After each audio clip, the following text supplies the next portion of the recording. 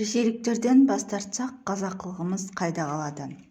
Оның пікірінше, қазақтар қонақжай халық екенін көрсетуі керек. Сауда және интеграция министрі Серік Шыманғарин Ресей мен Қазақстанның достығы берік екенін, елге келген ресейліктерге көмектесу қажеттігін айтты деп хабарлады. Осыдан 80 жыл бұрын аталарымыз соғыста бір сапта тұрды. Отанымызды қорғадық. Бір-бірімізге дос халықпыз. Қазір олардан бас тартып кетіңіздер десек, біздің қазақылығымыз қайда қалады? Намыс пен арымыз бар. Бұл моральдық мәселе, деді министр Сенаттың кулуарында. Осы орайда осы ресейліктердің шекара маңынан басқа да қалаларға бара алатынын жеткізді.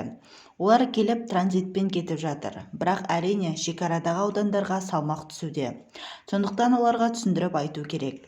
Бізде тек Орал, Ақтөбе, Қостанай, Петропавл емес, басқа қалалар да бар. Олар баратын жерлер көп, деді Серік Шыманғарин. Айта кетейік, кеше ішкі істер министрінің бірінші орынбасары Марат Қожаев Қазақстанға заңға бағынатын ресейліктер келіп жатқанын айтқан еді. Ал жалпы 21 қыркүйекте Ресей президенті Владимир Путин ішінара мобилизация жарияланғаннан кейін ресейліктер Қазақстан, Армения, Грузияға ағыла бастаған еді.